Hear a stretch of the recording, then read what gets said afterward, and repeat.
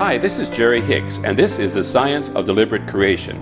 This is a recording entitled The Law of Deliberate Creation, and this is the third recording in Abraham's first Special Subjects album. It was originally received in 1988. All recorded and printed Abraham Hicks materials are copyrighted by Jerry and Esther Hicks, and any unauthorized duplication of these materials is strictly prohibited. Our primary intent with this work is to connect with those who are attracting this information, and Esther and I are most appreciative of the role of your intentions in this joyous co-creative experience. For additional tapes, CDs, books, videos, catalogs, or to reserve your space at an Abraham Hicks Art of Allowing workshop, please call 755-2299, area code 830, or write to Abraham Hicks Publications at Post Office Box 690070, San Antonio, Texas, and the zip code is 78269. Also, for an immediate overview of our works, visit our interactive website at www.abrahamhicks.com. That's www.abraham-hicks.com.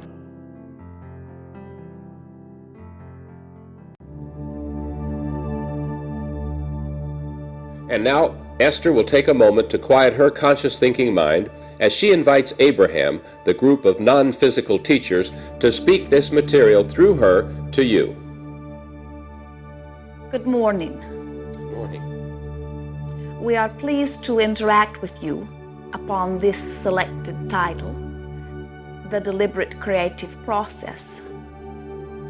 There is perhaps not a subject of greater importance, for upon this recording it is our desire to impart the process for the receiving, the deliberate receiving of whatever it is that you are wanting upon any number of subjects. We have put emphasis upon the word deliberate, for it is our absolute knowing that without exception, each of you as individuals are already attracting to you whatever it is you are getting. There is not an exception to that.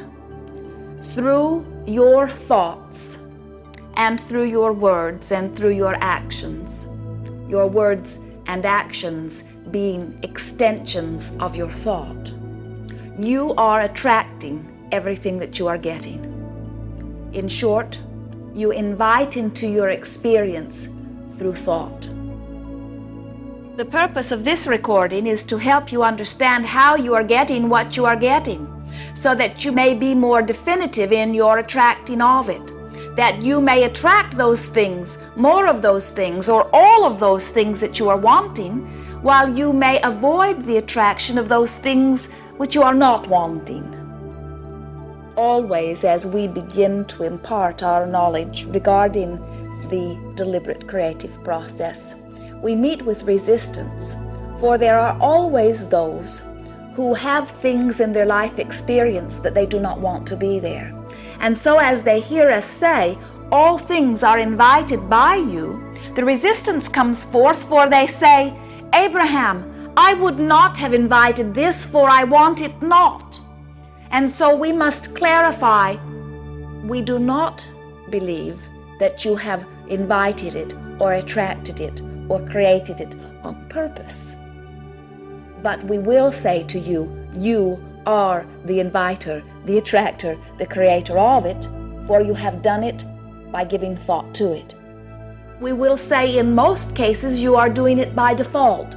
You are applying laws and processes that you do not understand, reaping results, benefits or disadvantages that you do not understand, and so that is why we have come forth to speak to you the universal laws, that you may understand how you're getting what you're getting, so that you may have some deliberate control in the attraction of that which you are getting.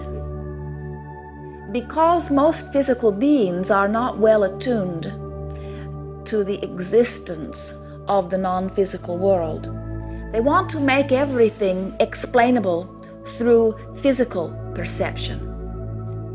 We would draw a comparison as you are wanting a glass of water. And so you go to your faucet in your kitchen, turn a little knob, hold your glass beneath the faucet, and then you would explain to others, this is where the water comes from. Right. While you understand, without our explaining, that there is much more to the story of where the water is coming from. And so it is with all things that you are experiencing in your physical setting. You are explaining only a little bit of what makes things happen. And we are here to explain to you the rest of it. You have emerged into a physical dimension from your broader non-physical perspective with great intent and purpose. You have come forth because you are first wanting very much this physical experience. It is not the first of such experiences. You have had many physical as well as non-physical life experiences.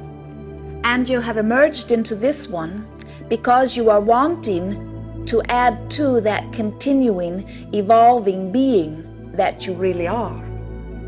A being that through these eyes you may not see. A being that through this body and through these physical senses you may not now know.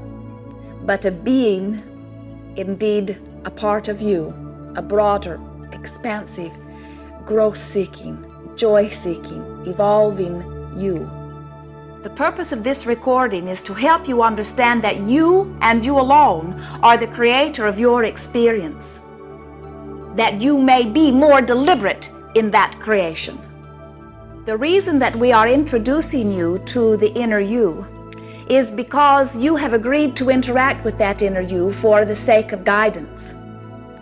You may have noticed that as you emerged into this life experience, you did not bring with you memory of that which you have lived before. And there is good reason for that. For you would find yourself spending more time focused into your very vast past than in this very brief now. And so in order to get the most out of the now, you are not remembering all of that past. You may, however, have access to the advantage of the total you by recognizing that that total you exists, and by recognizing that that total you, we refer to it as your inner being, communicates with you and has done from the day you emerged into this physical body.